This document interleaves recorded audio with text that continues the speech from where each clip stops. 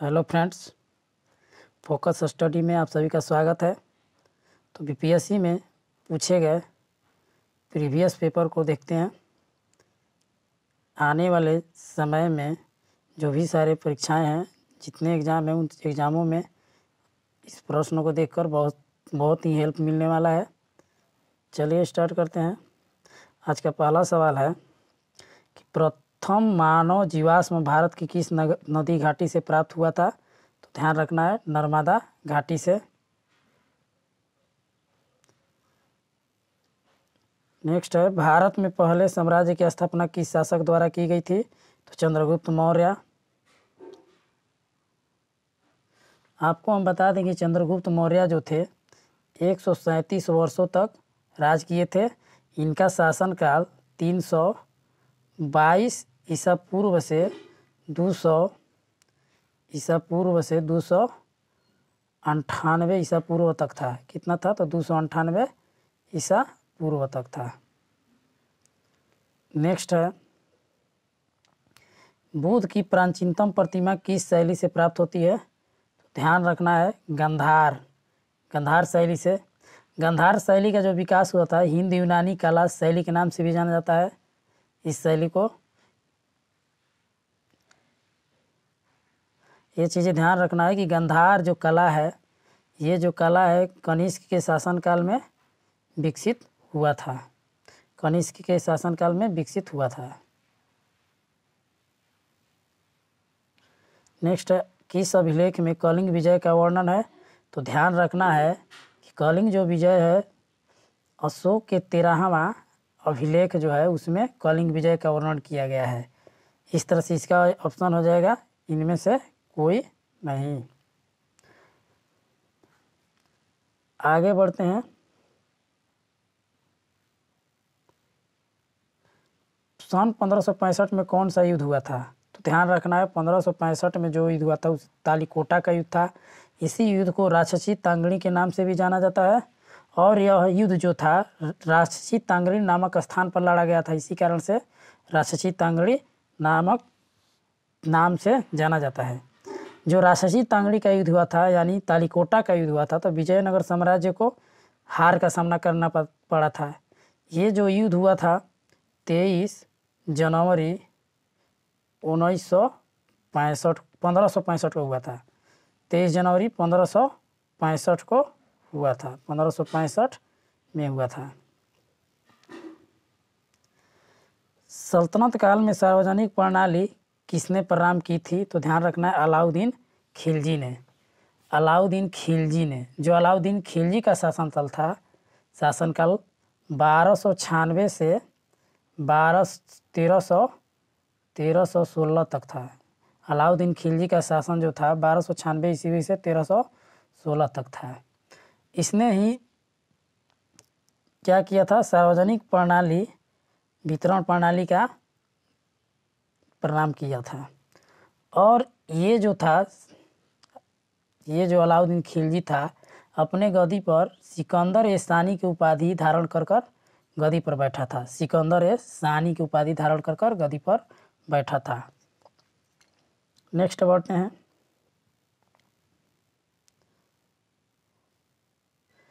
Next का रखा है, दीन इलाही किसके द्वारा प्रारंभ किया गया था? तो ध्यान रखना है, अकबर के द्वारा है। कब किया गया था? तो 1582 में। 1582 में किया गया था। 1582 में किया गया था। और ये जो अकबर था, अकबर का शासनकाल था 1556 से 1605 तक। 1556 से 1605 तक। नेक्स्ट बढ़ते हैं। अष्टप्रधान जो था, अष्टप्रधान मंत्री परिषद किसके राज्य से प्रबंधन में सहायता करती थी? तो ध्यान देना है, शिवाजी के। शिवाजी जो थे मराठा शासक शिवाजी, इनके सलाहकार परिषदों को अष्टप्रधान कहा जाता था। इनके शासन व्यवस्था को सुचारू रूप से चलाने के लिए 8 मंत्रियों का एक परिषद का गठन किया था।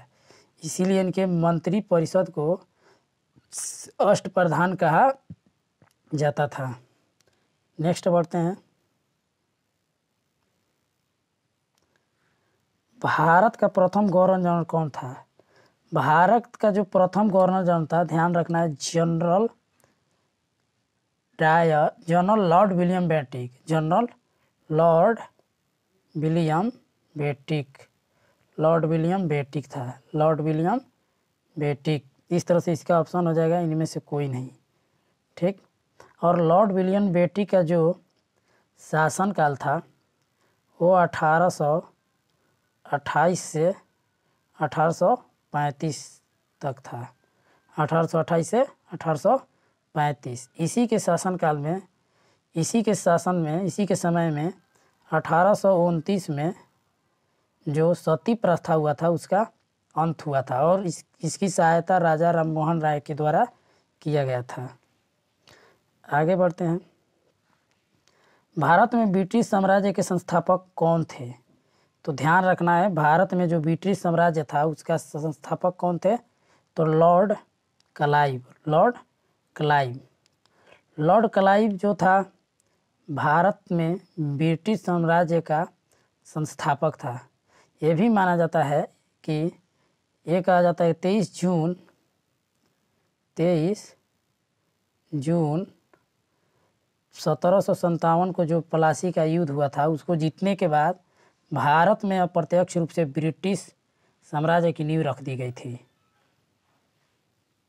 नेक्स्ट है 1857 ईस्वी में 1857 की क्रांति सर्वप्रथम कहाँ से प्रारंभ हुई थी? तो ध्यान रखना है, मेरठ से। ये जो क्रांति था 1857 ईस्वी का, ये 10 मई 1857 को स्टार्ट हुआ था। इसकी शुरुआत मेरठ से हुई थी और ईस्ट इंडिया कंपनी के खिलाफ प्रतिरोध पहली प्रक्रिया थी। ये धीरे धीरे पूरे देश में फैल गई और इस विद्रोह के समय भारत का गवर्नर जनरल लॉर्ड कैनिंग था। लॉर्ड कैनिंग इस विद्रोह के यानी 1857 के विद्रोह के समय भारत का गवर्नर जनरल लॉर्ड कैनिंग था। नेक्स्ट बढ़ते हैं। मुंडा विद्रोह का नेता कौन था? तो ध्यान रखना है, मुंडा विद्रोह का जो नेता था बिरसा मुंडा था। मुंडा विद्रोह का नेता बिरसा मुंडा था। तो मुंडा विद्रोह के नेता बिरसा मुंडा थे। इस विद्रोह के क्षेत्र, इसके यानी मुंडा विद्रोह जो हुआ था बिहार झारखंड में हुआ था। दक्षिण बिहार था और उसके साथ साथ झारखंड था।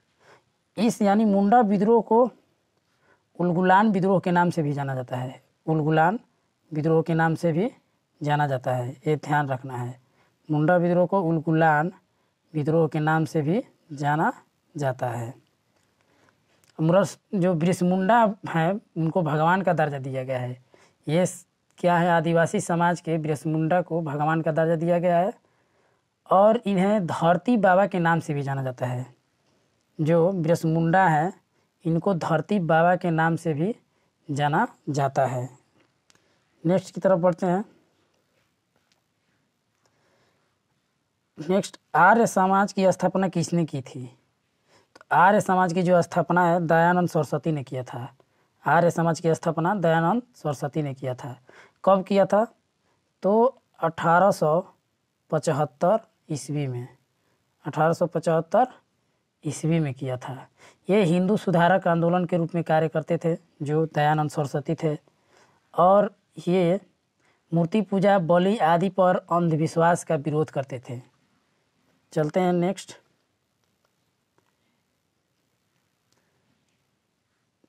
कह रखा है कि प्रथम भारत रत्न प्राप्त करने वाले कौन थे?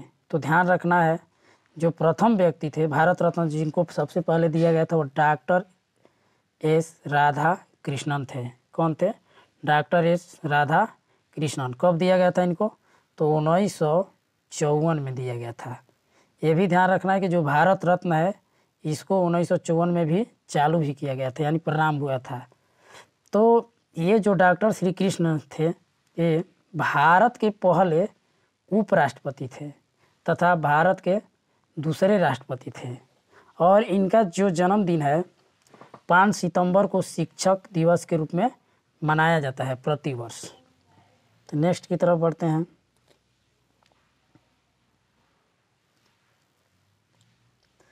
कह रहा है भारतीय राष्ट्रीय कांग्रेस के द्वितीय मुस्लिम अध्यक्ष कौन थे। तो ध्यान रखना है इसमें कि भारतीय राष्ट्रीय कांग्रेस के द्वितीय, यहाँ पर पूछ रखा है द्वितीय मुस्लिम अध्यक्ष कौन थे। तो रहीमतुल्ला मोहम्मद सयानी। रहीमतुल्ला मोहम्मद सयानी जो थे भारतीय राष्ट्रीय कांग्रेस के द्वितीय मुस्लिम अध्यक्ष थे। और प्रथम मुस्लिम अध्यक्ष कौन थे।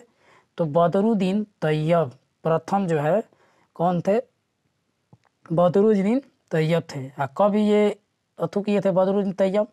बदरुद्दीन जो तैयब थे वो 1887 के इलाहाबाद जो अधिवेशन हुआ था उसकी अध्यक्षता किए थे।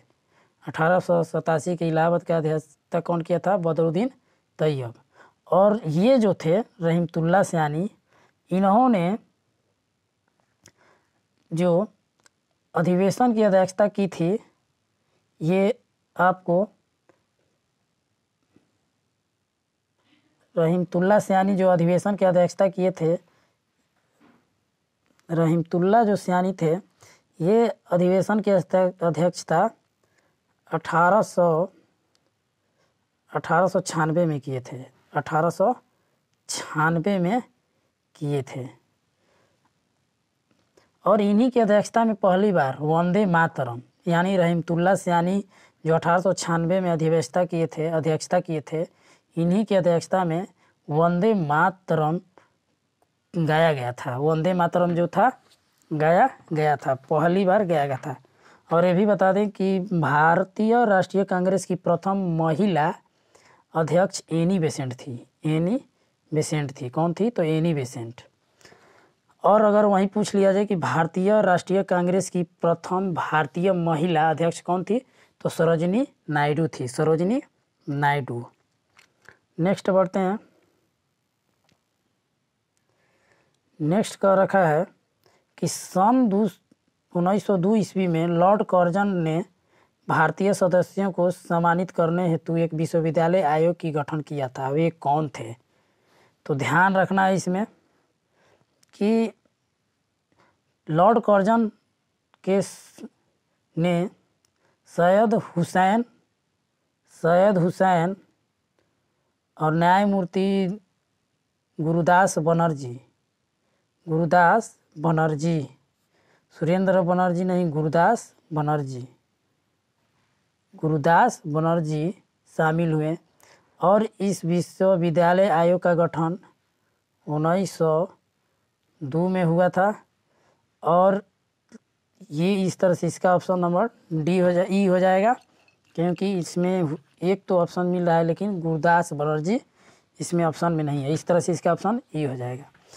और एक बात यह है कि लॉर्ड कर्जन का जो कार्यकाल था 1899 से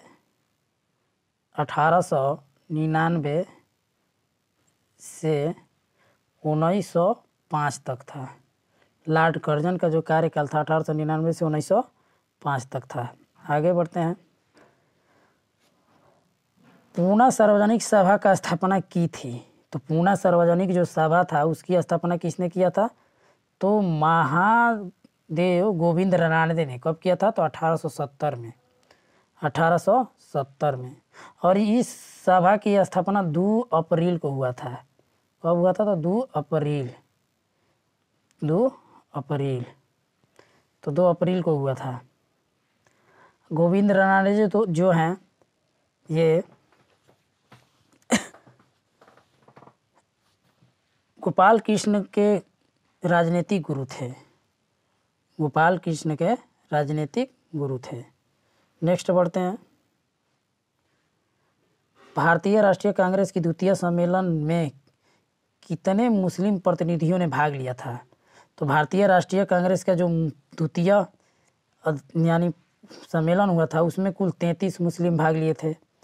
और इसकी अध्यक्षता दादा भाई नौरोजी के द्वारा किया गया था। दादा भाई नौरोजी के द्वारा। और कुल इसमें कितने सदस्य थे, भारतीय राष्ट्रीय कांग्रेस के द्वितीय अधिवेशन में कुल 431 सदस्य थे। 431 सदस्य थे। उसमें से 33 जो थे मुस्लिम थे।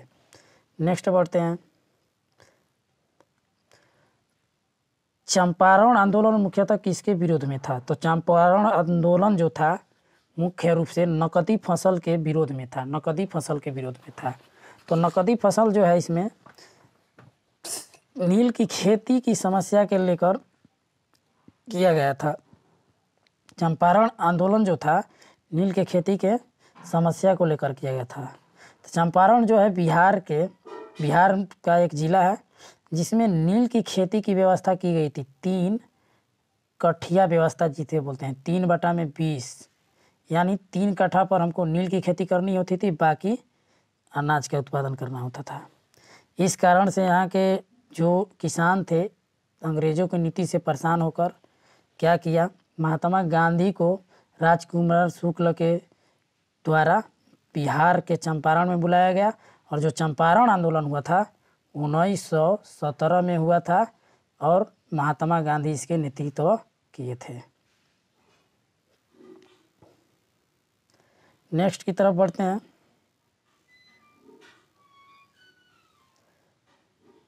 नेक्स्ट का रखा है 1885 ईस्वी में W.C. बनर्जी द्वारा इंगित भारतीय राष्ट्रीय कांग्रेस के निम्न उद्देश्यों में से कौन सा नहीं था?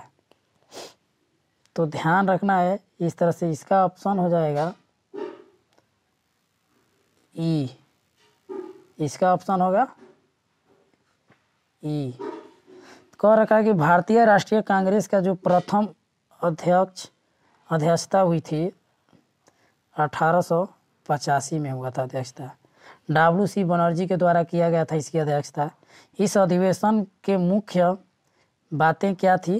तो इसमें फर्स्ट नंबर पॉइंट जो है, देश के हितों में रक्षा करने वाले भारतीयों के बीच संपर्क तथा मित्रता बढ़ाना था और देशवासियों के जाति संप्रदाय की भावना को दूर रखते हुए उनके राष्ट्रीयता एकता को बढ़ावा देना था। नेक्स्ट की तरफ बढ़ते हैं।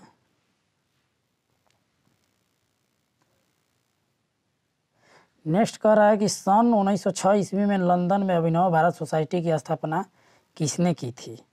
तो ध्यान देना है B.D. सावरकर। B.D. सावरकर यानी विनोद दामोदर सावरकर। तो विनोद दामोदर सावरकर। तो वर्ष 1904 में B.D. सावरकर थे अभिनव भारत की स्थापना किया था। अभिनव भारत जो है उसकी स्थापना 1904 में B.D. सावरकर के द्वारा किया गया था और 1906 जो है अभिनव भारत सोसाइटी की स्थापना उन्हीं के द्वारा किया गया था। 1906 में कहाँ किया गया था? तो लंदन में किया गया था। लंदन में किया गया था। नेक्स्ट है भारत छोड़ो आंदोलन के दौरान बकरी का टापू में उल्लिखित भारतीय आज़ाद दस्ता का गठन किया था। बकरी का टापू में अखिल भारतीय आज़ाद दस्ता का गठन किया था। तो ध्यान देना है जयप्रकाश नारायण के द्वारा। भारत छोड़ो आंदोलन के दौरान जयप्रकाश नारायण ने नेपाल की तराई के जंगलों में रहकर बकरी का टापू नामक स्थान पर, जो बकरी का टापू जो स्थान है वह नेपाल के तराई में है और उसी स्थान पर वहीं से आज़ादी दस्ता का गठन किया और उसका मुख्य उद्देश्य क्या था? तो संचार व्यवस्था को ठप करना और छापामार युद्ध के लिए युवकों को प्रशिक्षण करना। ठीक, नेक्स्ट बढ़ते हैं। मुस्लिम लीग ने अपना वार्षिक अधिवेशन नियमित रूप से आरंभ किया था। तो मुस्लिम लीग का जो वार्षिक अधिवेशन जो नियमित रूप से चालू हुआ था तो कब से हुआ था? तो ध्यान रखना इसमें वो 1906 से उन लोगों का 1908 से हुआ था। 1908 से 1906 में मुस्लिम लीग की स्थापना हुई थी। इस तरह से इसका ऑप्शन हो जाएगा ई, इनमें से कोई नहीं। यानी 1908 से इन लोगों का वार्षिक जो अधिवेशन था नियमित रूप से चालू हुआ था, यानी आरंभ हुआ था। और मुस्लिम लीग की स्थापना 1906 में हुई थी। नेक्स्ट बढ़ते हैं। जर्मनी के समर्थन में काबुल के राजा महेंद्र प्रताप सिंह के नेतृत्व में अंतरिम सरकार का गठन हुआ था। इस तरह से इसका ऑप्शन हो जाएगा ई। तो ध्यान रखना है कि महेंद्र प्रताप के नेतृत्व में काबुल का अंतरिम सरकार का गठन प्रथम विश्व युद्ध के दौरान 1915 में किया गया था। महेंद्र प्रताप सिंह को ध्यान रखना है आर्यन पेशवा के नाम से भी जाना जाता है। महेंद्र प्रताप जी सिंह जो हैं उनको आर्यन पेशवा के नाम से भी जाना जाता है। नेक्स्ट बढ़ते हैं। तेभागा आंदोलन सन 1946 में बंगाल में आरंभ हुआ। तो तेभागा आंदोलन जो हुआ था बंगाल में, वह कैसा आंदोलन था? तो किसान सभा के नेतृत्व में। यानी तेभागा आंदोलन 1946 में बंगाल में आरंभ हुआ, तो किसान सभा के नेतृत्व में, यानी किसान सभा जो है उसके नेतृत्व में तेभागा आंदोलन स्टार्ट हुआ था। नेक्स्ट पढ़ते हैं।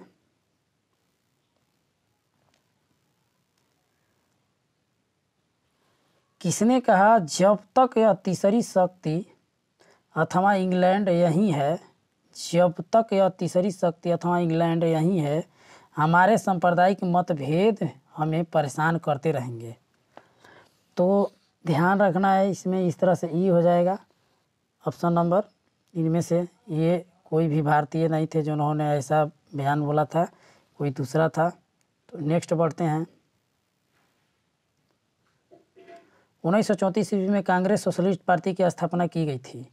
तो 1934 ईस्वी में जो कांग्रेस सोशलिस्ट पार्टी की स्थापना किसने किया था? तो जयप्रकाश नारायण और आचार्य नरेंद्र देव के द्वारा। ध्यान रखना है, आचार्य नरेंद्र देव के द्वारा। ये भी बता दें कि नरेंद्र जो देव थे कांग्रेस सोशलिस्ट पार्टी के अध्यक्ष थे और जयप्रकाश नारायण इसके सचिव थे। अब चलते हैं बिहार विशेष के तरफ। बिहार का कौन सा शहर 5 पहाड़ियों से घिरा है? बोल रखा है 5 पहाड़ियों से घिरा है।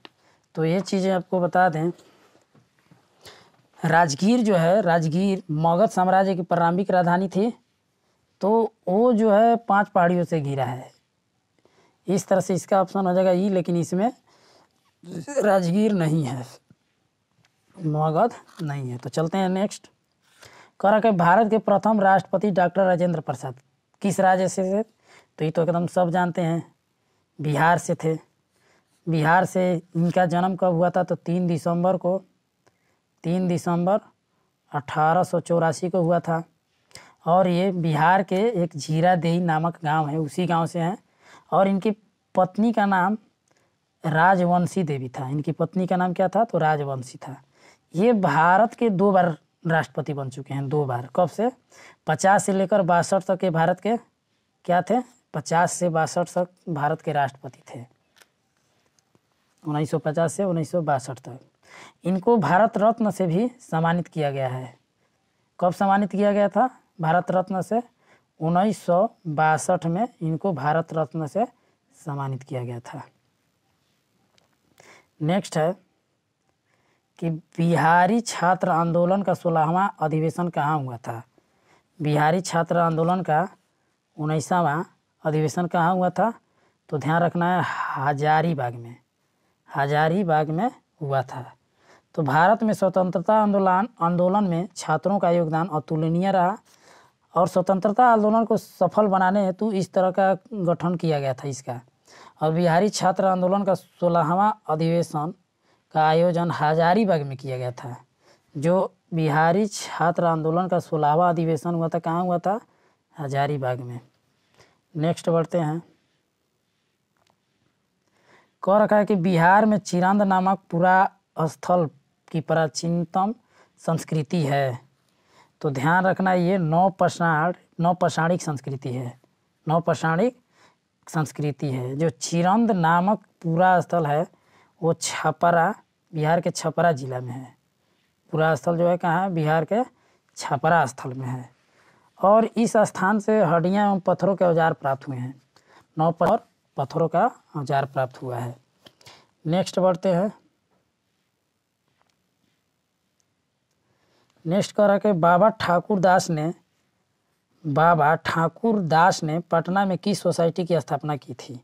तो ध्यान रखना है, बाबा ठाकुर दास जो थे वो पटना में रामकृष्ण मिशन सोसाइटी की स्थापना की थी। रामकृष्ण मिशन सोसाइटी की स्थापना की थी। कब किए थे? तो 1906 में किए थे। रामकृष्ण मिशन सोसाइटी की स्थापना कब किए थे? तो 1906 में किए थे। ठीक। इस सोसाइटी का उद्देश्य क्या था? तो इस सोसाइटी का मुख्य उद्देश्य था धार्मिक अध्ययन तथा आध्यात्मिकता को बढ़ावा देना था। ठीक। नेक्स्ट बढ़ते हैं।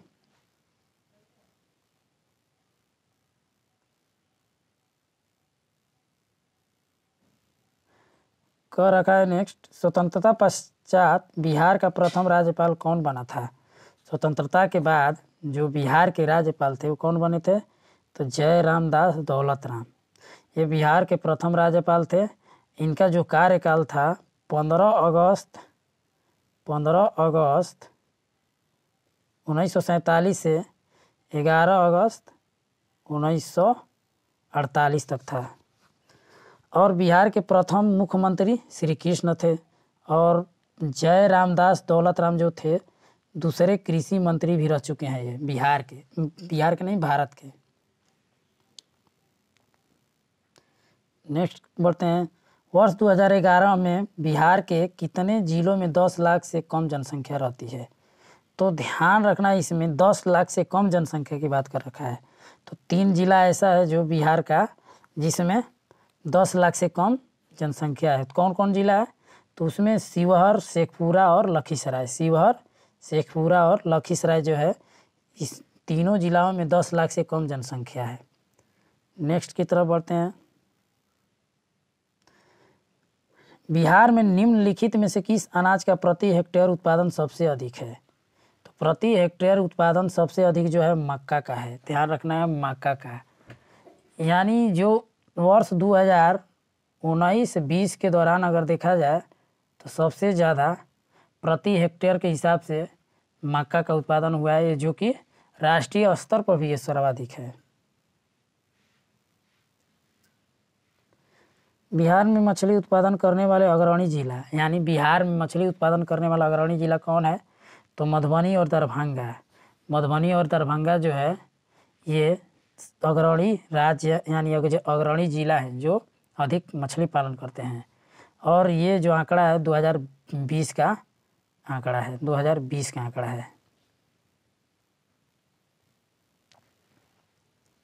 कह रखा है कि उत्पादन क्षेत्र की दृष्टि से बिहार में शीर्ष श्रेणी यानी रैंकिंग की दालें कौन सी है? तो इसमें ध्यान रखना है कि मूंगा और मसूर। ये कह रखा है कि भारतीय राज्यों का भारत के जो कुल है यानी 96% मूंगा और मसूर जो है बिहार का योगदान है। 96% जो योगदान है दलहन में, मूंगा मसूर में बिहार का योगदान है। नेक्स्ट है, बिहार में गन्ने उत्पादन में अग्रणी जिला है। बिहार में जो है गन्ना उत्पादन में अग्रणी जिला कौन है? तो पश्चिम चंपारण। अगर वहीं भारत में बात किया जाए, भारत में सर्वाधिक गन्ना उत्पादन करने वाला राज्य तो उत्तर प्रदेश यानी यूपी। बिहार में कहेगा कौन सा जिला है? तो पश्चिम चंपारण। बिहार के किस जिले में सबसे अधिक नहर सिंचित क्षेत्र है? तो ध्यान रखना है, रोहतास में। बिहार के किस जिले में सबसे अधिक नहर सिंचित क्षेत्र है? तो रोहतास में। कह रखा है इसमें कि दक्षिण बिहार के रोहतास जिले में सबसे अधिक नहर सिंचित है। इंद्रपुरी डैम रोहतास में ही है जो विश्व का चौथा सबसे लंबा डैम है। विश्व का चौथा सबसे लंबा डैम है। कौन है? तो इंद्रपुरी। रोहतास में जो है सोन नदी पर है इंद्रपुरी, वो विश्व का चौथा सबसे लंबा डैम है। नेक्स्ट है, बिहार के वे जिले कौन से हैं जिनमें 2001 और 2011 के क्रमशः सबसे कम ग्रामीण महिलाएं साक्षरता दर थी? तो ध्यान रखना है इसमें कि किशनगंज और सहरसा। नेक्स्ट की तरफ बढ़ते हैं। कह रखा है कि बिहार अर्थव्यवस्था की विकास दर वर्ष 2018-19 की स्थिरता कीमतों पर क्या थी? तो ध्यान रखना इसमें 10.53%, 10.53%। नेक्स्ट की तरफ बढ़ते हैं। नेक्स्ट कह रहा है बिहार राज्य सकल राज्य मूल्यवर्धित यानी GSVA में कृषि और संबद्ध क्षेत्रों का योगदान वित्तीय वर्ष 17-18 में था। तो ध्यान रखना इस तरह से उसका जो था 22% योगदान था, 22%। इस तरह से इसका ऑप्शन हो जाएगा ए। नेक्स्ट है वर्ष 2019 में बिहार राज्य में बिजली क्षमता की उपलब्धता क्या थी? तो बिजली क्षमता की जो उपलब्धता थी 2019 में तो 4767 मेगावाट थी, 4767 मेगावाट थी, जो 2020 में 24% वृद्धि होकर 27% वृद्धि होकर कितना हो गया है? तो 6073 मेगावाट हो गया है। नेक्स्ट बढ़ते हैं। किस खाद्यान्न उत्पादन के लिए बिहार को कृषि कर्मण पुरस्कार 17-18 दिया गया है, यानी 2017-18 कृषि कर्मण पुरस्कार दिया गया है? तो ध्यान रखना है ये गेहूं उत्पादन के लिए, गेहूं उत्पादन के लिए। जो कृषि कर्मण पुरस्कार है ये गेहूं, चावल, दलहन और मोटे अनाजों के उत्पादन बढ़ाने के लिए दिया जाता है, ठीक, बढ़ावा के लिए दिया जाता है। नेक्स्ट बढ़ते हैं। कह रखा इसमें कुंवर सिंह जगदीशपुर में कब प्रविष्ट हुए? कुंवर सिंह जो थे जगदीशपुर में कब प्रविष्ट हुए थे? तो ध्यान रखना है 22 अप्रैल 1858 को, 22 अप्रैल 1858 को। वीर कुंवर सिंह का जन्म कब हुआ था? 1777 में हुआ था। कहाँ हुआ था? तो जगदीशपुर में हुआ था। इनके पिता का क्या नाम था? तो साहबजादा सिंह था। और इनकी माता का नाम क्या था? तो पंचरत्न देवी। और कुंवर सिंह तथा डगलस के मध्य हुए सैनिक युद्ध के 22 अप्रैल 1858 जगदीश में प्रविष्ट हुए थे। 22 अप्रैल 1858 जगदीशपुर में प्रविष्ट हुए थे। नेक्स्ट है 1904 ईस्वी में देवघर में गोल्डन लीग की स्थापना ब्रिटिश का बहिष्कार और स्वदेशी आंदोलन की प्रगति के लिए की गई। तो ध्यान रखना है बिहार में। कहाँ किया गया था? तो बिहार में। गोल्डन लीग विदेशी वस्तुओं को बहिष्कार और स्वदेशी आंदोलनों के लिए काम करती थी। गोल्डन लीग जो था विदेशी वस्तुओं के बहिष्कार और स्वदेशी आंदोलनों के लिए काम करती थी। नेक्स्ट बढ़ते हैं।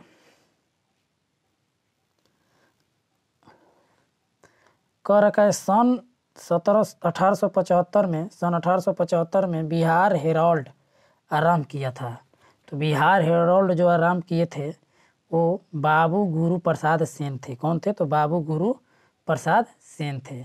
तो बिहार हेराल्ड नामक एक पत्रिका है जो आरंभ गुरु प्रसाद सेन किए थे। कब किया गया था? ये पहली बार इसका प्रकाशन किया गया था 1875 में। कब किया गया था? 1875 ईस्वी में किया गया था। ये जो था अंग्रेजी अखबार था। कैसा था? तो अंग्रेजी अखबार था। और बिहार का पहला हिंदी समाचार पत्र बात किया जाए तो बिहार बंधु, बिहार का जो पहला हिंदी समाचार पत्र है वो क्या है? बिहार बंधु, जो पटना से 1874 में प्रकाशित हुआ था। नेक्स्ट बढ़ते हैं। नेक्स्ट कर रहा है बिहार में प्रथम समेकित चेक पोस्ट कब स्थापित किया गया था? बिहार में प्रथम समेकित चेक पोस्ट कब स्थापित किया गया था? तो 2018 में किया गया था। 2018 में यातायात सुविधा को बढ़ावा देने के लिए चेक पोस्ट की स्थापना की गई थी। नेक्स्ट की तरफ बढ़ते हैं।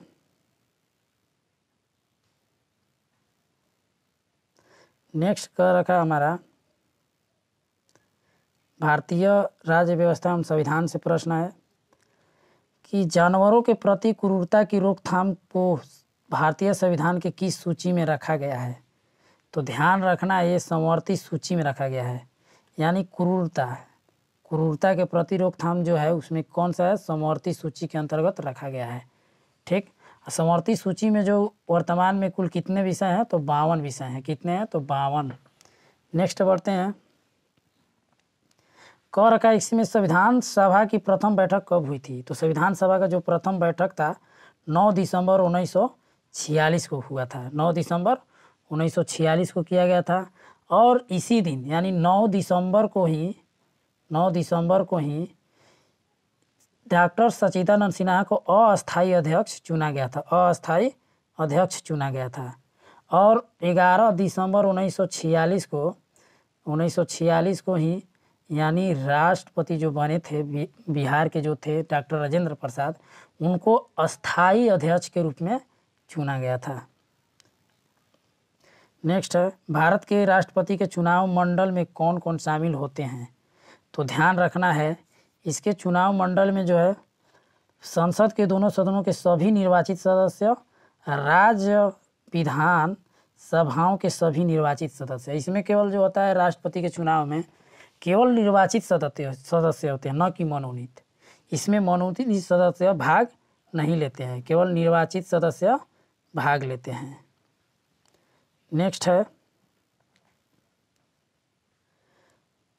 भारतीय संविधान के अनुच्छेद 110 के अनुसार धन विधेयक का परिभाषा में क्या सम्मिलित है, तो धन विधेयक के जो परिभाषा है उसकी बात कर रखा है। धन विधेयक के परिभाषा में क्या सम्मिलित है, तो ध्यान रखना है इनमें से कोई नहीं, यानी धन विधेयक जो है उसमें परिभाषा दिया गया है। अनुच्छेद 110 में, भारतीय संविधान के अनुच्छेद 110 में धन विधेयक का परिभाषा दिया गया है।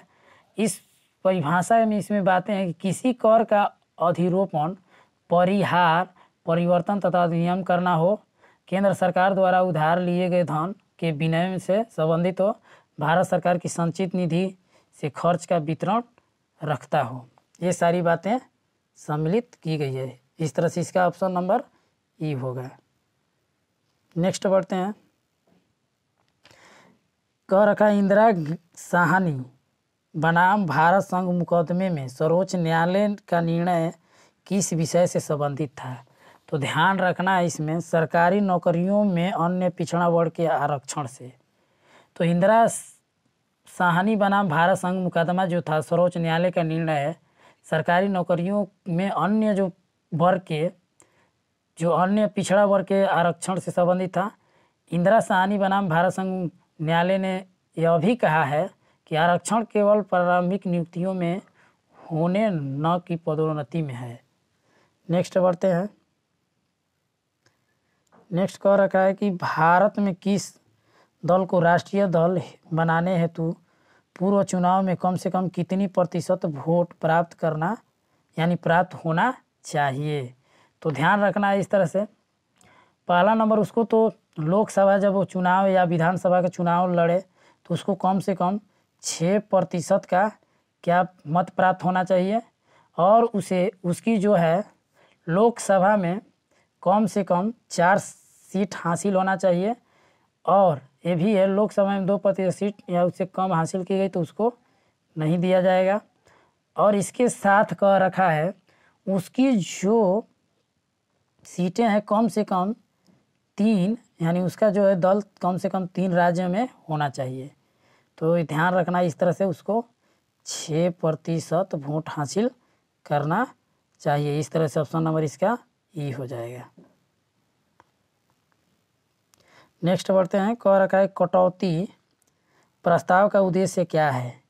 कटौती प्रस्ताव का उद्देश्य क्या है, तो कह रखा है बजट प्रस्तावों के खर्च में कमी का प्रस्ताव प्रस्तुत करना है। ठीक, नेक्स्ट बढ़ते हैं। इसमें कह रखा है सूची 1 को सूची 2 से सुमेलित कीजिए। सूची 1 को सूची 2 से सुमेलित करना है। तो चलिए सुमेलित करते हैं।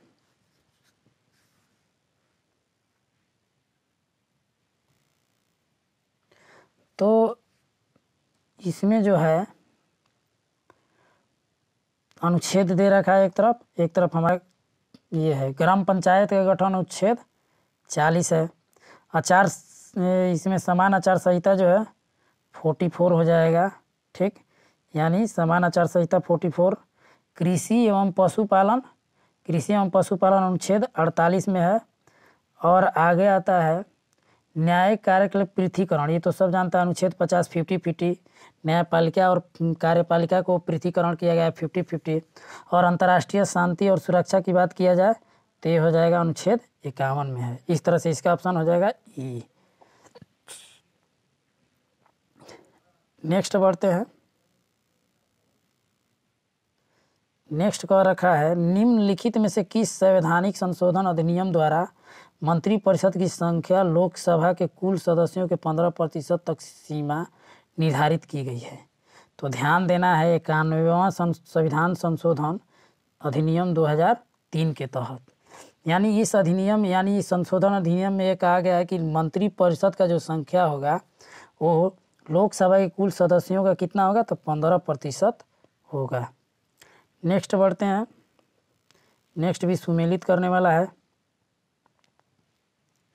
तो कह रखा है सूची 1 सूची 2 के साथ सुमेलित कीजिए। इधर पंचायती राज समितियां हैं और इधर वर्ष दिया है। तो चलिए करते हैं इसमें। CH हनुमंत राव, CH जो हनुमंत राव थे उनका गठन कब किया गया था? तो ये ध्यान रखना है 1984 में किया गया था। कब किया गया था? तो 1984 में। GV के जो राव हैं उनका गठन 1985 में किया गया था। GV के राव समिति का गठन 85 में किया गया था। अशोक मेहता जो समिति है, अशोक मेहता समिति का गठन 1978 में किया गया था। LM सिंघवी जो है इनको कब किया? LM सिंघवी समिति 1986 में आई थी। हनुमंत राव मेहता जो है इसकी स्थापना कब किया गया था? ए में किया गया था। इस तरह से इसका आंसर हो जाएगा ऑप्शन नंबर डी। तो नेक्स्ट की तरफ पढ़ते हैं। नेक्स्ट का रखा है भारत के भूगोल से है। कह रहा है कि राजस्थान स्थित खेतड़ी खदान जो है किसके लिए प्रसिद्ध है? तो ध्यान रखना है तांबा के लिए। खेतड़ी खदान जो है तांबा के लिए प्रसिद्ध है। जो खेतड़ी है वो कहाँ है? राजस्थान के जयपुर जिला में है। राजस्थान के जयपुर जिला में है। तो आगे चलते हैं।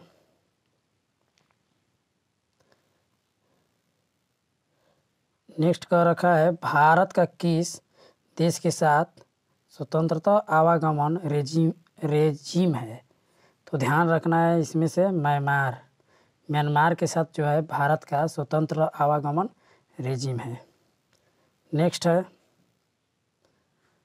भारत में चंद्र और भागा नदियाँ किस क्षेत्र में बहती है? तो ध्यान देना है स्फीति में। स्फीति जो है कहाँ है? तो हिमाचल प्रदेश में है, वो वहाँ पर बहती है। एक बात और बता देते हैं कि चंद्र और भागा जो नदियाँ हैं हिमाचल प्रदेश के तांदी नामक स्थान पर एक दूसरे से मिलकर चंद्रभागा नाम से बहती है और चंबा जिला में पहुंचकर इसका नाम चंबल हो जाता है। चंबा जिला में चंबल हो जाता है, चंबा जिला में होकर इसका चिनाब हो जाता है, जो सिंधु नदी की एक सहायक नदी है, चिनाब हो जाता है। नेक्स्ट है चंबल नदी पर राणा प्रताप सागर जल विद्युत परियोजना किस राज्य में स्थित है? तो ध्यान रखना है राजस्थान में है। कहाँ है? तो राजस्थान में है। नेक्स्ट बढ़ते हैं। नेक्स्ट कह रखा है कि भरमौर जनजाति किस प्रांत में स्थित है? भरमौर जनजाति क्षेत्र किस प्रांत में स्थित है? तो ध्यान रखना है हिमाचल प्रदेश में। नेक्स्ट है जवाहरलाल नेहरू बंदरगाह किस राज्य में है? जवाहरलाल नेहरू जो बंदरगाह है महाराष्ट्र में है। कहाँ है? तो महाराष्ट्र में। नेक्स्ट बढ़ते हैं। नेक्स्ट कह रखा है कि निम्नलिखित में से भारत का कौन सा राज्य तांबे का सबसे बड़ा उत्पादक है? तो ध्यान रखना है तांबा में सबसे बड़ा उत्पादक राज्य मध्य प्रदेश है। कौन है? तो मध्य प्रदेश। नेक्स्ट है कि कश्मीर में पहलगांव किस नदी के किनारे बसा है? तो कश्मीर में जो पहलगांव है लिद्दर नदी के किनारे है। कहाँ है? तो लिद्दर नदी के किनारे बसा हुआ है। नेक्स्ट कह रखा है कि दंडकारण्य किस राज्य में स्थित है। तो दंडकारण्य जो दंडकारण्य है छत्तीसगढ़ में भी है, उड़ीसा में भी है और तेलंगाना में भी है और आंध्र प्रदेश में भी है। तो दंडकारण्य जो क्षेत्र है चारों राज्य में इस तरह से, इसका ऑप्शन हो जाएगा ऑप्शन नंबर ई, यानी छत्तीसगढ़, उड़ीसा, आंध्र प्रदेश और तेलंगाना में है। नेक्स्ट बढ़ते हैं। नेक्स्ट कह रखा है कि निम्नलिखित में से कौन सी मवेशी नस्ल राजस्थान में नहीं है।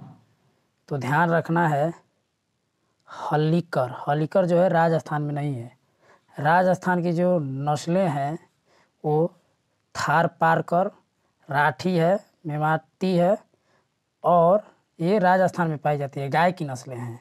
जबकि हल्लीकर जो है मैसूर यानी कर्नाटक में पाए जाने वाली गाय की नस्ल है। मैसूर कर्नाटक में है, वहाँ की ये गाय की नस्ल है। नेक्स्ट बढ़ते हैं। विश्व भूगोल से सवाल है। उत्तरी अमेरिका के नियाग्रा जलप्रपात किन दो झीलों के बीच स्थित है। तो ध्यान रखना है ओंटारियो और ईरी झील के मध्य है। ओंटारियो और ईरी झील के मध्य है। नेक्स्ट बढ़ते हैं। नेक्स्ट कह रखा है निम्नलिखित में से कौन सा जोड़ा बेमेल है। तो ध्यान रखना है निम्नलिखित में से कौन सा जोड़ा बेमेल है।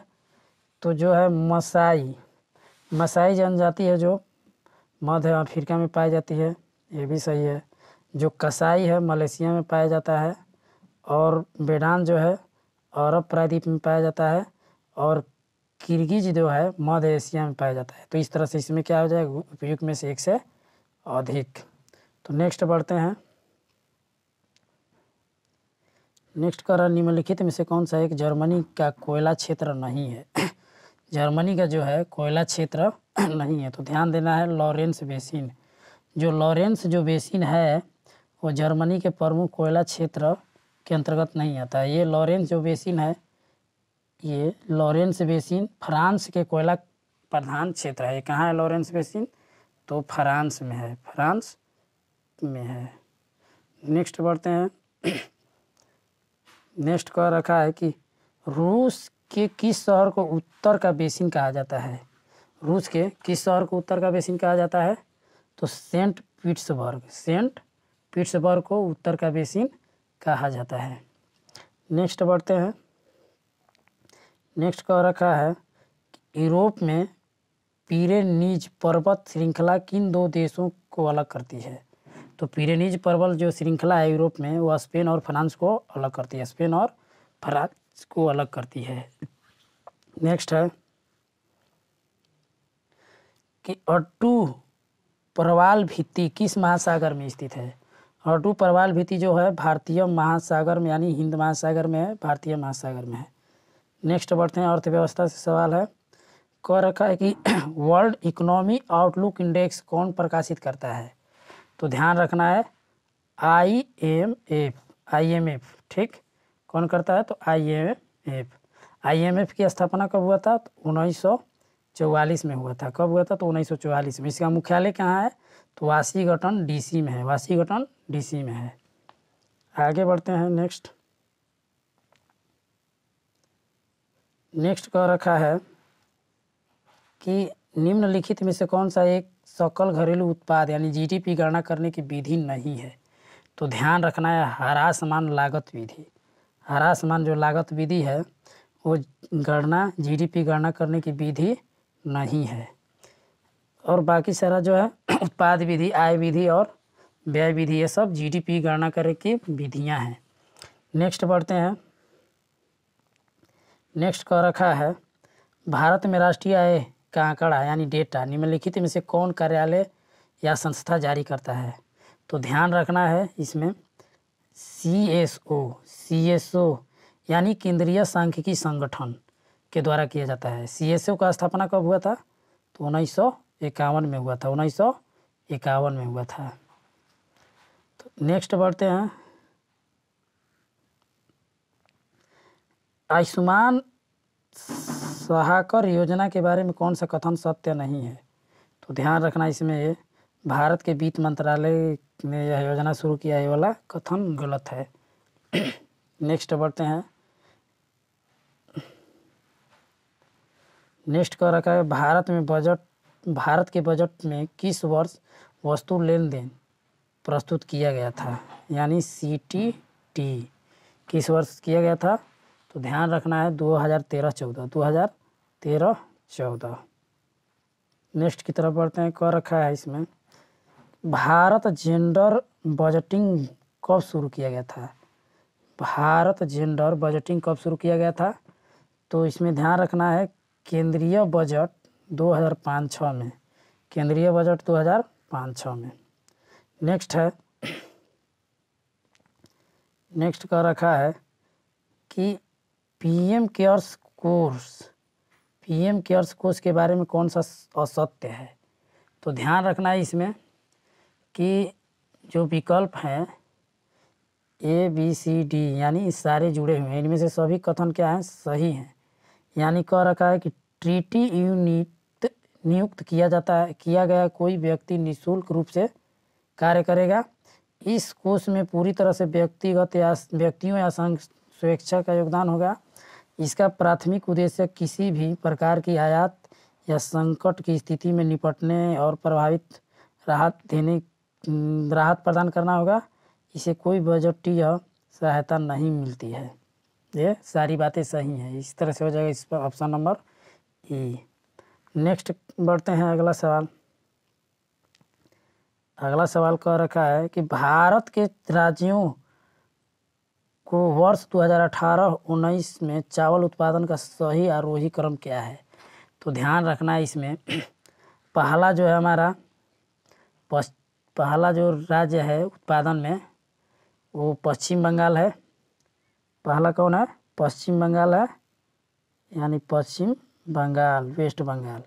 और दूसरा स्थान पर यूपी है, और तीसरा स्थान पर पंजाब है, और चौथा पर तमिलनाडु, और पांचवा पर हो जाएगा आंध्र प्रदेश है।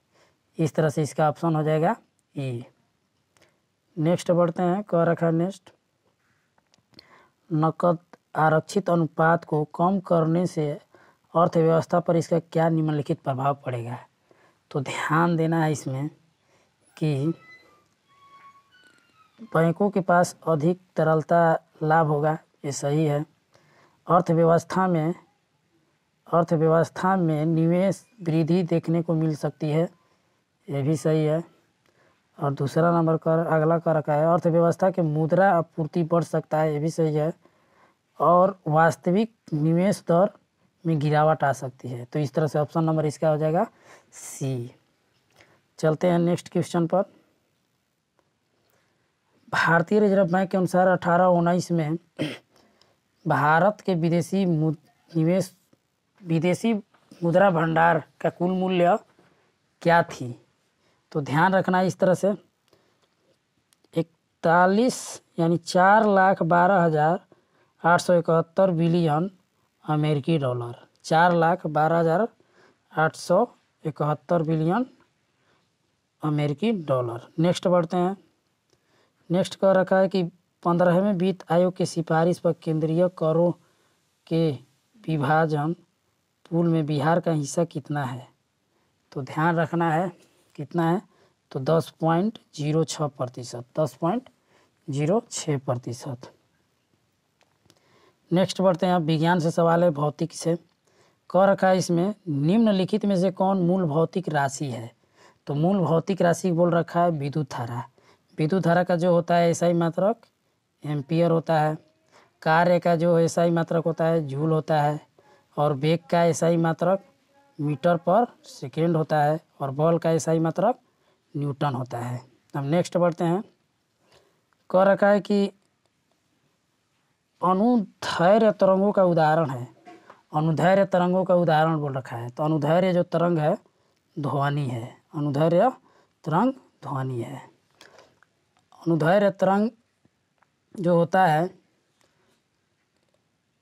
उदाहरण रेडियो तरंगे, औरक तरंगे, प्रकाश यानी पराबैंगनिक तरंगे, एस किरणें, गामा किरणें आदि चुंबकीय तरंग है। कुछ माध्यम की आवश्यकता होती है। ठीक है, नेक्स्ट बढ़ते हैं।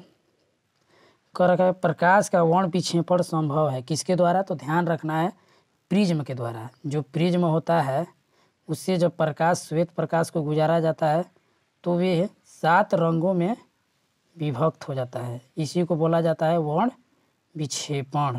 ठीक, वर्ण विक्षेपण होता है। नेक्स्ट बढ़ते हैं।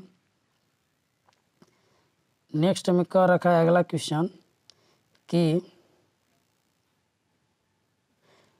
किस तापमान पर सेल्सियस और फ़ारेनहाइट पैमाने मेल खाते हैं, तो ध्यान रखना है -40 डिग्री। -40 डिग्री पर जो होता है सेल्सियस और फ़ारेनहाइट दोनों समान होता है, यानी -40 डिग्री सेल्सियस और -40 डिग्री फ़ारेनहाइट दोनों बराबर यानी मान होता है।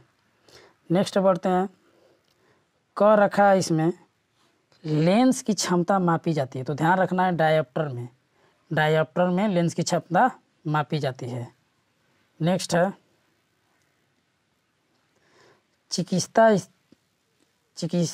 चिकित्सा स्थितियों का निदान करने के लिए MRI में किसका उपयोग नहीं होता है, तो ध्यान देना है MRI में किसका उपयोग नहीं होता है, तो हो जाएगा आपका एक्स किरणें का उपयोग नहीं होता है। बाकी सारी किरणों का उपयोग किया जाता है, चुंबक होता है, चुंबकीय क्षेत्र, रेडियो तरंग, गामा किरणें सारा होता है, लेकिन एक्स किरण का उपयोग नहीं होता है। नेक्स्ट बढ़ते हैं।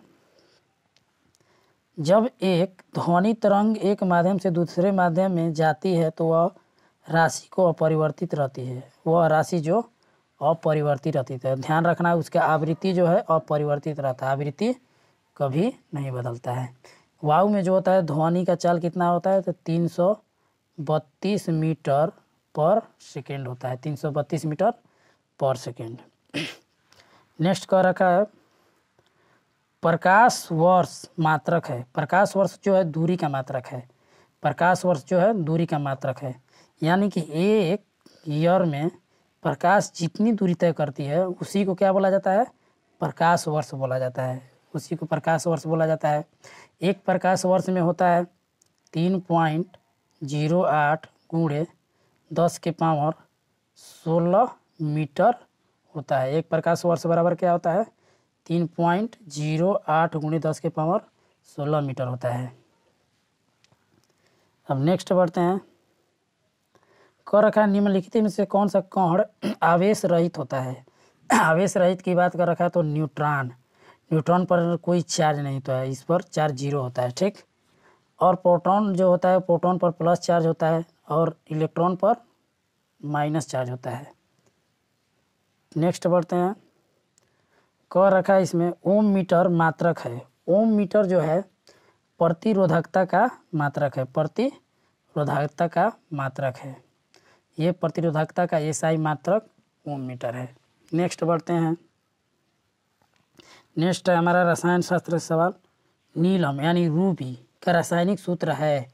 रूबी का जो रासायनिक सूत्र होता है Al2O3, Al2O3 होता है रूबी का रासायनिक सूत्र। नेक्स्ट बढ़ते हैं। अब नेक्स्ट हमारा सवाल कह रखा है इसमें कि पेट्रोल की गुणवत्ता को व्यक्त किया जाता है। पेट्रोल की जो गुणवत्ता है उसको किस में व्यक्त किया जाता है, ऑक्टेन संख्या के द्वारा, ऑक्टेन संख्या के द्वारा व्यक्त किया जाता है। नेक्स्ट बढ़ते हैं। नेक्स्ट कह रखा है निम्नलिखित में से किसका गलनांक सबसे ऊंच होता है, तो निम्नलिखित में से किसका गलनांक सबसे ऊंच होता है, तो ध्यान रखना इसमें बोरान का जो है गलनांक सबसे ऊंच होता है। तो कितना होता है, तो बोरान का 2300 डिग्री सेल्सियस होता है, बोरान का 2300 डिग्री सेल्सियस होता है। सिलिकॉन का कितना होता है, 1410 डिग्री सेल्सियस होता है। और लोहा का और एल्युमिनियम का कितना है, एल्युमिनियम का होता है 660 डिग्री सेल्सियस। नेक्स्ट बढ़ते हैं। नेक्स्ट का रखा है एंटीबायोटिक दवा का उदाहरण है, तो एंटीबायोटिक जो दवा है पेनिसिलिन, यानी पेनिसिलिन जो है क्या है, एंटीबायोटिक दवा है। नेक्स्ट में कह रखा है कि CNG का मुख्य घटक है, तो CNG का जो मुख्य घटक होता है CH4, जिसे हम लोग क्या बोलते हैं, मीथेन बोला जाता है, मीथेन या मेथेन बोलते हैं, मीथेन। ठीक, मीथेन बोला जाता है। अब नेक्स्ट बढ़ते हैं। क रखा है नेक्स्ट में अम्ल वर्षा के घटक हैं, यानी अम्ल वर्षा का घटक क्या है। तो अम्ल वर्षा में ध्यान रखना है, इसमें ए और बी दोनों हो जाएगा, यानी NHO3 और H2SO4 सल्फ्यूरिक एसिड भी होता है और HNO3 भी होता है, इसको नाइट्रिक एसिड बोला जाता है। नेक्स्ट बढ़ते हैं। नेक्स्ट का रखा है भारी जल का रासायनिक सूत्र। भारी जल का जो रासायनिक सूत्र होता है D2O होता है, D2O जो ऑक्सीजन जो हाइड्रोजन का समस्थानिक डायट्रियम होता है उसी के द्वारा निर्माण किया जाता है। अब नेक्स्ट बढ़ते हैं। तो पानी का pH मान है, तो ध्यान रखना है पानी का जो pH मान होता है, शुद्ध पानी का pH मान ये 7 होता है। कितना होता है? तो 7। आगे बढ़ते हैं। इसमें वर्ष 2019 में रसायन के क्षेत्र में किसको विकास के लिए नोबेल प्राइज दिया गया था। तो ध्यान देना है, रसायन के क्षेत्र में जो था लिथियम आयन बैटरी के विकास के लिए दिया गया था। किसको दिया गया था? तो जॉन गुडनॉफ, स्टैनली वेगिंगटन, अकीरा योशिनो को दिया गया था रसायन के क्षेत्र में लिथियम आयन बैटरी के विकास के लिए। नेक्स्ट का रखा है कि प्राकृतिक रबड़ किसका बहुलक है। तो प्राकृतिक जो रबड़ है आइसोप्रीन का बहुलक है, आइसोप्रीन का बहुलक है। नेक्स्ट है पानी की टंकी में फंगी को नष्ट करने के लिए इस्तेमाल किया जाने वाला रसायन है। तो पानी के फंगी में जो है, टंकी में जो फंगी लगती है, जो कवक लगता है, उसको नष्ट करने वाला रसायन कौन सा है? तो कॉपर सल्फेट। कौन सा है? तो कॉपर सल्फेट है। अब नेक्स्ट बढ़ते हैं। निम्नलिखित में से कौन सा क्लोरोफिल का घटक नहीं है। तो ध्यान रखना, इसमें कैल्शियम जो है क्लोरोफिल का घटक नहीं है। नेक्स्ट जीव विज्ञान एवं पर्यावरण से है। तो कह रखा है पौधे में पानी पहुंचाया जाता है। तो पौधा में यानी पानी, जल जो होता है जाइलम से, ध्यान रखना है, जल जाइलम के द्वारा पहुंचाया जाता है। नेक्स्ट कह रखा है कि प्रकाश संश्लेषण के दौरान हरे पौधे अवशोषित करते हैं। तो ध्यान रखना है क्या अवशोषित करते हैं? अवशोषित करते हैं। तो ऑक्सीजन का अवशोषित करते हैं, ऑक्सीजन, ठीक, ऑक्सीजन अवशोषित करते हैं और कार्बन डाइऑक्साइड यानी लेते हैं। नेक्स्ट कह रखा है ऑक्सीजन अनुपस्थित होता है। ऑक्सीजन जो है अनुपस्थित होता है, तो किस में अनुपस्थित होता है? तो केरोसिन में। इसीलिए सोडियम को केरोसिन के तेल में डुबाकर रखा जाता है। नेक्स्ट है एंजाइम लाइपेज का स्रोत है। लाइपेज का स्रोत क्या है? तो ध्यान रखना है लाइपेज का अग्नाश है, अग्नाश है स्रोत है लाइपेज का।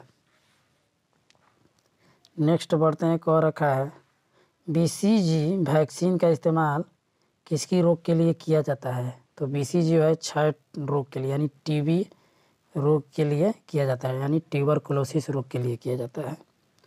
नेक्स्ट है निम्नलिखित में से कौन सा हार्मोन अग्नाशय द्वारा उत्पन्न होता है। अग्नाशय द्वारा जो है इंसुलिन उत्पन्न होता है। नेक्स्ट बढ़ते हैं। नेक्स्ट कह रखा है इसमें कि निम्नलिखित में से कौन सा रक्त संचरण में मदद करता है। रक्त संचरण में कौन मदद करता है? तो एरिथ्रोसाइट। आगे बढ़ते हैं।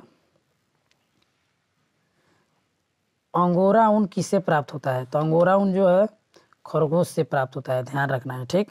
अंगोरा ऊन खरगोश से प्राप्त होता है, जबकि पश्मीना जो होता है वो बकरियों से प्राप्त किया जाता है। नेक्स्ट समसामयिकी, यानी इसमें कुछ करंट्स भी आएंगे, करंट्स अफेयर। कह रखा है इसमें कि कमला हैरिस के पैतृक गांव तमिलनाडु के किस जिले में स्थित है। तो ध्यान देना है, जो कमला हैरिस जो है वर्तमान में यूनाइटेड स्टेट ऑफ अमेरिका यानी यूएसए का क्या है, उप राष्ट्रपति बनी हुई है। और वहाँ की पहली भारतीय महिला यानी भारतीय मूल की महिला जो है उपराष्ट्रपति बनी है। उनका जो है घर तिरुचारूर में स्थित है। तमिलनाडु के किस जिला में है, तो तिरुचारूर में स्थित है।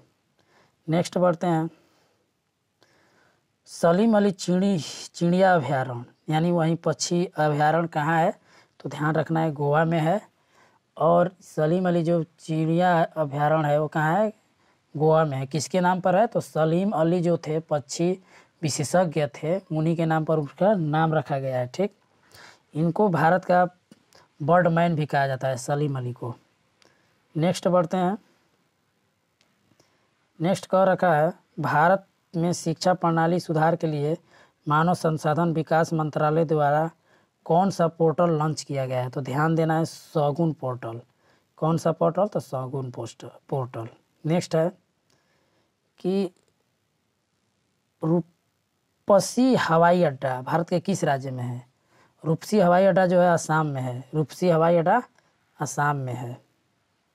नेक्स्ट कह रखा है, चेहरा पर मास्क पहनने की अनिवार्यता के लिए भारत के किस राज्य ने कानून बनाया है, तो ध्यान रखना है राजस्थान ने इसको कानून बना दिया है।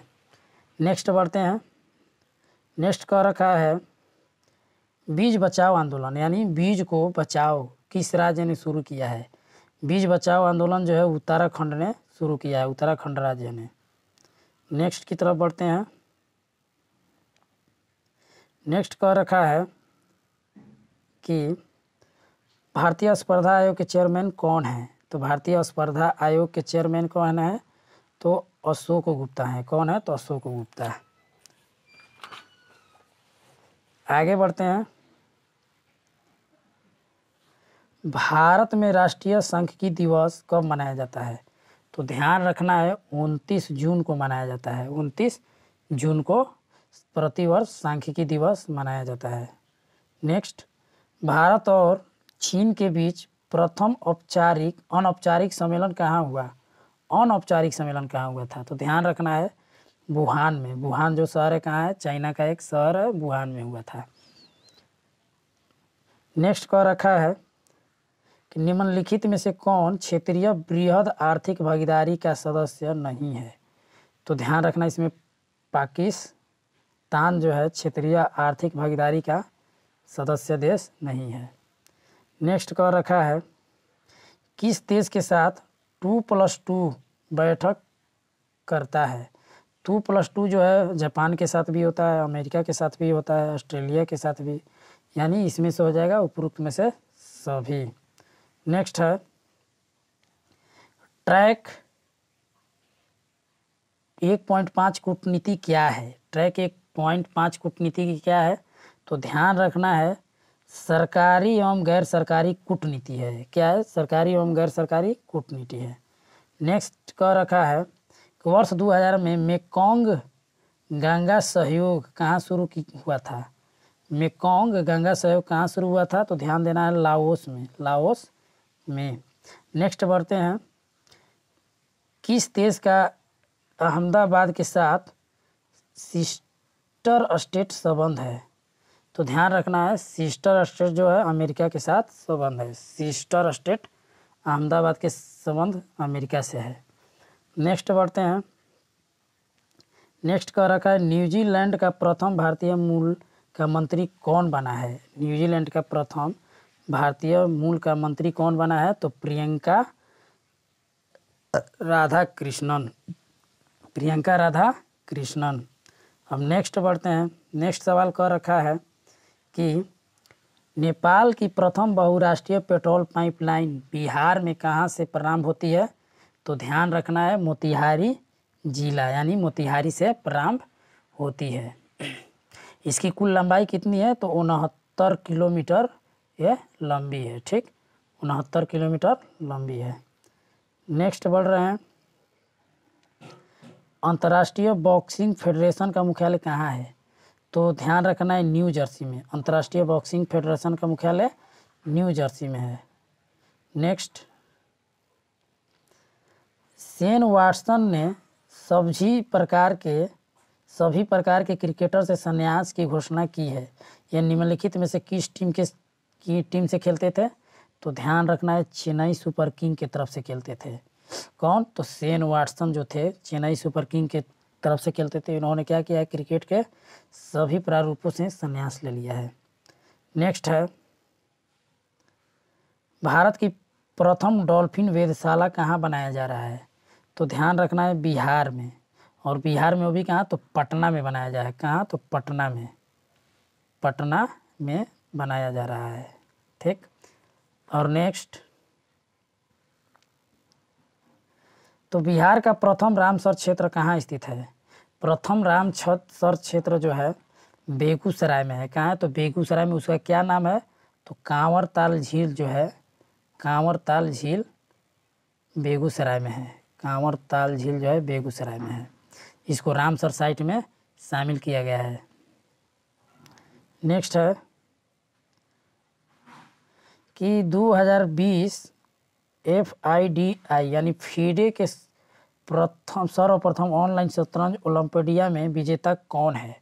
तो ध्यान देना है भारत और रूस। नेक्स्ट है, इटालियन ग्रैंड प्रिक्स 2020 के विजेता कौन है? तो इटालियन ग्रैंड प्रिक्स के विजेता कौन है? पियरे गैसली। नेक्स्ट, कह रखा है कि वन मोर थिंग नामक कार्यक्रम किसने आयोजित किया है? वन मोर थिंग नामक कार्यक्रम किसने आयोजित किया है? तो एप्पल ने आयोजित किया है। एप्पल। आगे कह रखा है आई एम नो मसीहा के लेखक कौन है? तो सोनू सूद। कौन है? सोनू सूद। नेक्स्ट की तरफ बढ़ते हैं। नेक्स्ट कह रखा है कि निम्नलिखित देशों में HDI 2019 रैंकिंग आरोही क्रम में कौन सा सत्य है? तो ध्यान रखना इसमें ब्राज़ील, चीन, दक्षिण अफ्रीका, भारत। अब नेक्स्ट बढ़ते हैं। नेक्स्ट कह रखा है गणित और सामान्य योग्यता परीक्षा से संबंधित है। तो चलिए, ये जो सामान्य योग्यता परीक्षा वाला सेक्शन है, यानी सभी जितने प्रीवियस ईयर पेपर में आएंगे उसको एक अलग क्लास में, अलग यानी वीडियो में उसको सॉल्व करेंगे और सबको एकदम बारीकी से हल करेंगे। ठीक है। अगर यह वीडियो अच्छा लगा है तो लाइक, कमेंट और शेयर ज़रूर कीजिएगा, और इस तरह से वीडियो प्राप्त करने के लिए बेल आइकन को प्राप्त कीजिएगा यानी प्रेस कीजिएगा, और इस तरह से ये वीडियो बहुत सारे एग्ज़ामों के लिए लाभदायक है। तो धन्यवाद। Thank you.